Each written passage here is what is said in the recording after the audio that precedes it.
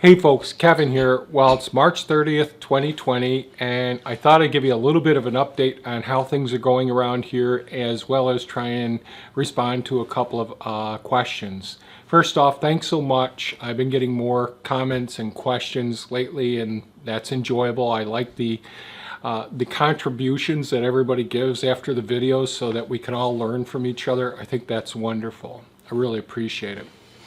I've been a little under the weather the last couple of days. I overdid it a couple of days ago, trying to get lots of the blackberry plants, excuse me, lots of the blackberry plants pruned. If the rain lets up, I'll do some more pruning out there. And I have made videos in the past, but I'm going to be doing what's called salvage pruning, what I'm calling salvage pruning for the blackberry plants, because I've neglected them for so long. I want to give them every bit of an opportunity to come back and not concentrate on getting the fruit this season. And I'll make a video about that, hopefully if the rain holds up. And let's see. So I thought I'd answer a couple of questions right now. And so Jeff actually asked a good question after me posting the video on quackgrass control. And Jeff said, so a heavy layer of wood chips in the Back to Eden garden that you have in the back area isn't going to keep the quackgrass down. And I'm not sure which video, excuse me, I'm not certain just which video Jeff was referring to. But I posted many videos with me using the HOA culture, which is the buried logs and trees under the earth's surface, and then using lots, very, very thick layers of wood chips. So some areas where I've done my, I'm going to call it modified Back to Eden approach, because a true Back to Eden approach is when people will take and store their wood chips in a large pile that they get from a tree service and let it start to gradually decompose over a couple of years. And although I have had picked up wood chips, and I've posted videos about it, wood chips that were probably a year old or 2 or 3 years old, they weren't, with the exception of one big haul, they weren't really broken down all that much. And my throat's a little sore here, so bear with me. So I'll make a video soon with me planting some of the elderberry plants in the second food forest area. And there's an area in the second food forest where I've got wood chips about 1.5 feet deep. And I have quackgrass that's come right up in that area, unfortunately. And I'll show that when we get up in that area. And I'm not positive. I have to investigate it pretty well. The area that I put the wood chips in had not a straight, smooth slope. It had, I used to have steeper pitched slopes next to my mounds that are next to swales. So when I cut in a swale, I piled a mound next to the swale on the downhill slope where I'd plant the various fruit trees. And when I originally did it, it was a little bit more of a steep slope, so there was a greater percentage runoff from that area. And what I decided to do was make that slope much more gradual, and as a result, so there's probably 2 feet deep of wood chips. Just like in last fall, I was showing an area where I'm modifying the mound height or the slope of the mounds, and this works out very, very well. It worked out very, very well in the second food forest where I did this 2 years ago. However, the quackgrass has emerged there, and I don't know that the quackgrass wasn't sufficiently suffocated because I had run out where the quackgrass is. I had run out of cardboard to lay on top of the grass and then pile the wood chips on top of it. So it could be that the quackgrass came in from the margin with those lateral runners and worked its way through the wood chips. But even with the wood chips being 1.5 feet deep, the quackgrass got a good foothold there within a 1.5 year span of time. So my long-winded answer, Jeff, is yes, indeed. I've failed when I've not adequately wiped out or knocked back the photosynthetic properties. And again, either tarping the area or continually going back and weed whacking or mowing it very, very low. Because one of the things with that, with quackgrass and bindweed, is they store so many sugars in their rhizome, their root system, that they have the reserves to keep coming back and re-emerging and developing green leaves. And those green leaves, if they're there for very long or if they get of much size, they can take through the process of photosynthesis, take that sunlight, take the sunlight, the carbon dioxide and the water, make more sugars and restore their supply so that you keep battling it. So if we're trying to mow down an area where the quackgrass is and we're letting it, only letting it get down to 4 inches and just mowing once a week, we'll probably never get rid of that quackgrass.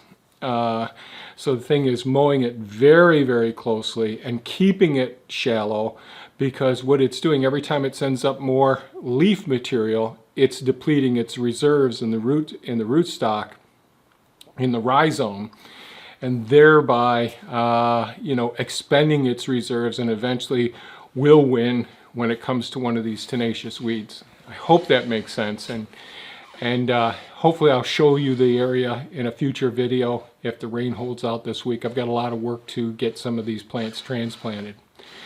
I got another question about a topic that I don't know that much about, but what the heck, I'm going to go ahead and give it a shot answering it anyway. The question is about homeowners association. So Kevin, my husband, and I live on 1/3 acre lot, and I grow some food out back, but I have I have a large front yard and could plant more food than we need if we could use that front yard. Our homeowners association consists of 23 homes with no way to expand, as we're surrounded by conservation land. So it sounds like a very, very lovely place. Do you have any ideas on how to go about petitioning local government in changing the homeowners association's restrictions to grow food in our front yards? I'm thinking things would have to get really bad before they would allow us the ability to do so, which is so sad. My neighbors want nothing to do with it, so we thought of selling and buying land without these limitations. But we love our home, our area, and the community, without wanting to be much more rural. Your thoughts on the situation?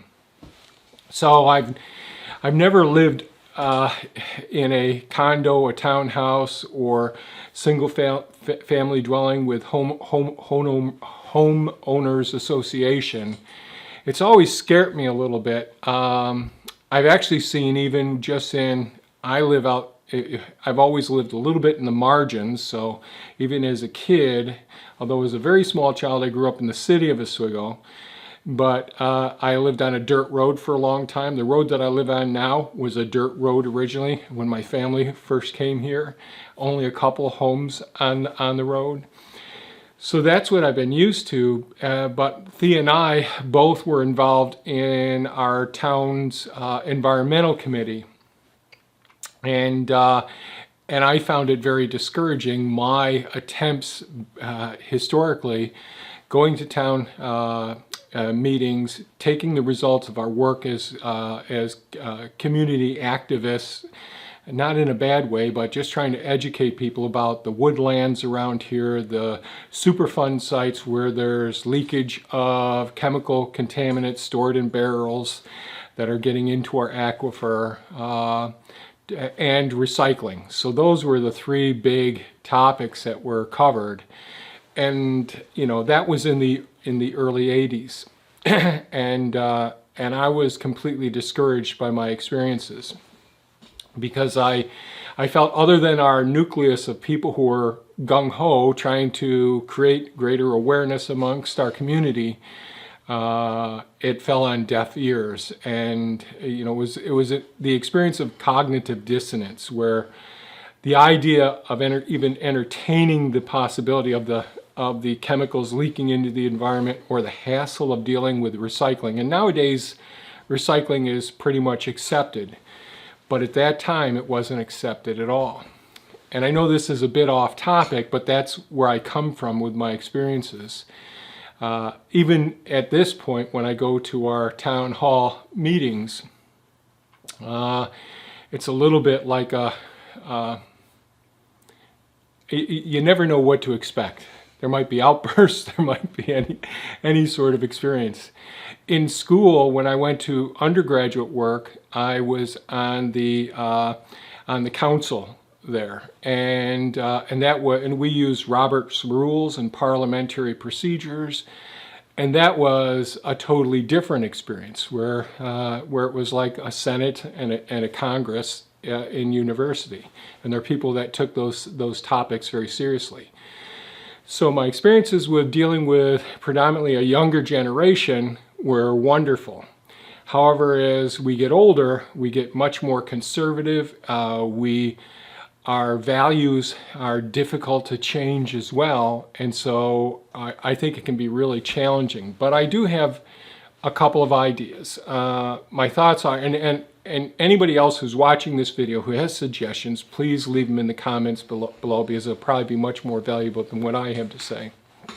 But the things that I think that really are more challenging to deal with, so if you have a homeowners association, and there's probably a board of persons that review permits and permissions, that look at assessments and look at the fees, all of those things. There's probably a board and all. And I would try to get to know those people and see if you can actually get on the board.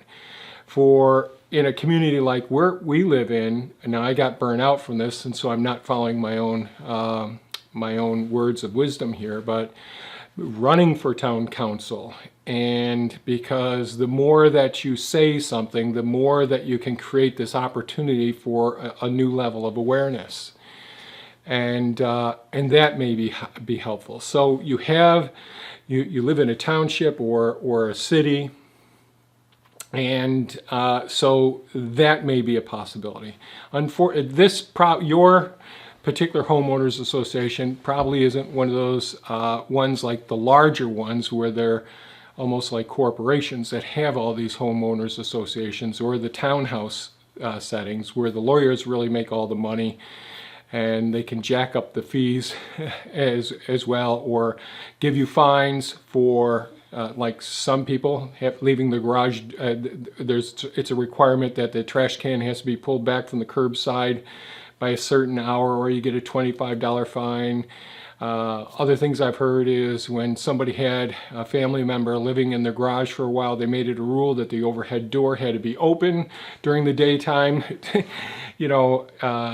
So many ridiculous things that can happen when people really want to control their neighborhood because they see any possible changes as being a detriment to their financial investment in their realty.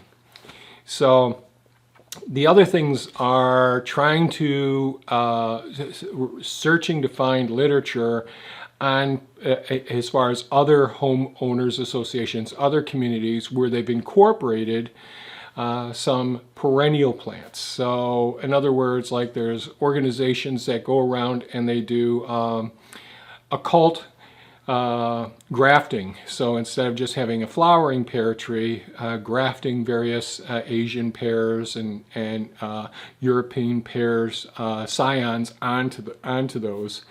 And then later on, within a couple of years, saying, well, see, we have these right here in our community and nobody's complaining about it, and it's really nice. So there's the possibility of actually doing gradual changes and having nice looking perennial plants, bushes that also produce food. It's making that transition where people find it more acceptable. They're always worried that a certain image isn't going to be maintained, and they won't entertain the possibility of a new image being actually very nice. but they don't often, these folks don't have confidence that you'll keep up the that image that you portray to them and say this is what things are going to look like. It's going to be beautiful trellises and arbors and raised beds, but people will say, well, what about when the crop isn't there, and what about if you get sick? Those sorts of things. So it's a battle, but I think getting involved potentially in your, if you've made the decision to stay there, then getting involved, making friends, getting more friends who are in the community to get on the board as well, or on the Common Council, and seeing if you can make changes from the inside as well. So there's the radical routine of going around and grafting various trees and all, or switching out flowering bushes for fruit producing bushes and all. Those sorts of things that potentially could be done. Those are the only things that I can think about. I'm really open, and I'm encouraging other people who do watch this channel, please leave some thoughts or suggestions below. I think food, water and food and shelter resiliency is so important. Right now, you know, as this infection goes through the United States at this time, you know, we can see where the peak, where we expect, like I'm in New York State, now I'm in central New York, and so the peak isn't going to hit us for, you know, a couple of weeks, but the peak is going to hit New York City much sooner. And I think right now everybody's looking at this one peak and the resolution, and it'll all be over. But there's going to be other similar events that are going to happen. We haven't changed the underlying triggers that precipitate pandemics. We haven't changed those things. We haven't changed those factors that are going to cause more severe weather events. And this is going to be taxing. There's going to be lots of families, although testing is going to be covered here in the United States, there are many families that are going to get bills that are going to crush them because they won't be able to even pay for their deductible or their co-payments when it comes to treatment. Treatment here in the United States is extremely expensive. So many families are going to affect. This is going to affect the banks and the mortgage lenders. So I anticipate there's going to be waves of various challenges that we're going to face, and it's going to be very tough. Grocery stores will resume some back to being normal again to a certain extent, but hopefully we've learned from this, and each of us try to be more resilient, more cognizant. You know, I'd like to see us look at, during this time, this is a real good time to reflect on how much waste we actually produce. And really, when we think about it, like, you know, like all of our coffee grounds go directly right into our beds. I don't even try composting it. All of our kitchen scraps and all go right into composting, or they go into a slow soil building system as well. All of our paper products go into either sheet mulching, pond patching, or it goes into our slow soil building system where we have the fungal development out in the natural, the maple forest and all. And just being more selective about those things that we're getting. So now's the time to be thinking about, if you have community members who can potentially be saying, okay, there's a spot on my yard or on my porch or a place where I can save all the cardboard, since we're all getting more shipments in of food and all. I can start saving my cardboard materials and all. Someone will want this, and maybe using apps or Craigslist. You can say, is there anybody who would like me to save their, you know, these materials? There's a gentleman in Syracuse that I met a few years ago, he and his wife, that they had an ad on Craigslist for buckets, and it was for $2 a bucket, a 5-gallon bucket. And what he would do is he'd go around to the restaurants And there's one place that really went through lots of pickles, so they had these nice white pickle buckets with a top on them, and he had more than what he needed, so he was putting an ad on Craigslist for it. I ended up having a relationship with him, went there and taught him how to train and prune their trees, and so they gave me 50 buckets for going and doing that. So there's ways of us to utilize these times to think outside of our normal confines of, okay, I've got to do this, got to make breakfast, got to take care of the kids, got to get them off to school, got to go to work, got to come back. Okay, the big deal is watching some Netflix or something like that. There's so many things that we can do to help keep materials that don't need to go into landfills and that somebody else may be needing. Like I used to go to 2 different businesses and pick up their cardboard every week and go and pick up other people's waste products as well. And that ended up not being more time and gas and fuel and all, but there's ways of people working together, not directly during this time. I'm not suggesting that we violate social distancing. I'm talking about communicating at a distance and trying to say, you know what, this is something that I don't need, but it's a value to someone else, and it's waste. It's not like you could put it on Craigslist and sell it. So there are things, as long as we understand what it is that we're going to be saving or giving to someone else, you never know what you can get out of it. And there might be people in neighborhoods where, if you're in a homeowners association where you are, there might be a few blocks away the opportunity of starting a community garden in an area by speaking with your council members as well. I think this is a time that by reaching out, making contacts, maybe generating some nicely prepared poster material or letters to send out or greetings to people and say, geez, I know you live in this area. I'm interested in starting a garden. Are you interested if we can get from the town or the city an area where we can start a community garden? I think it would be great for our kids' education. I think it'd be a good for a more sustainable food source as well. So I think there's going to be opportunities whenever there's something that's disruptive and nasty. There's always opportunities. There's a silver lining in all clouds. We just got to look for that opportunity. So those are a few thoughts of mine. I think that's all I was thinking about those couple of questions. My brother and sister-in-law mentioned also in one of the comments after I talked about us all trying to work together and to honor our heroes, and there were comments about the truck drivers and some of the challenges that they're having with the truck, having to use the porta potties, living on beef jerky and potato chips and all.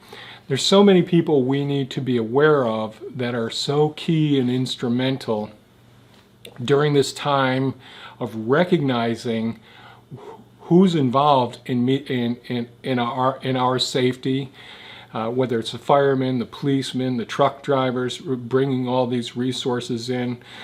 Certainly the people who are working behind the lines, and of course the nurses and doctors and all of the people who work in the hospitals as well, even the administrators trying to do everything they can to get the resources necessary to meet the needs of the people in the communities. It's a super challenging time right now, and I've been, it puts a big smile on my face whenever I see when the nurses get off shift and they get out there and people cheering for them. In Wuhan, China, when they had their massive shutdown, they had brought in so many doctors and nurses and support people from all over China to that enclosed area, and I didn't really hear about them during that whole event that was going on in Wuhan. But after the major crisis was over and they got things under control, They loaded up buses with all the nurses and doctors and support staff, and everybody was lining in the streets and cheering for them and thanking them, holding up signs, thank you and all.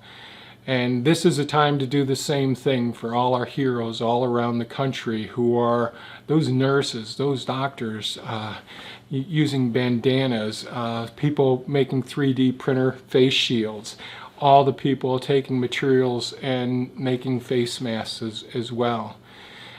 You know, there's so many amazing people doing so many amazing things. It just brings joy to my heart during this very challenging time, and people are recognizing it, and that makes me very proud to see that people are doing, you know, doing from their heart. Their heartstrings are thinking about, you know what, this could happen to my mom, this could happen to my dad. And although there's still some people not practicing social distancing, I think people are gradually waking up and realizing how valuable our heroes actually are. So that's it for today's update, folks. I just wanted to touch base with you. I'm starting to feel better here, and I'm going to get out there and do all that I can today and share some of the processes that I go through, as long as the weather holds up as well. Everybody, take good care of yourselves. Think about those people in your communities that are doing so well. If you have ideas about how to help someone out who's in a restricted homeowners association, or their township or city has tight restrictions, if you know of people who have been successful and there are resources, please leave them in the link below, in the comments below. I'd really appreciate it.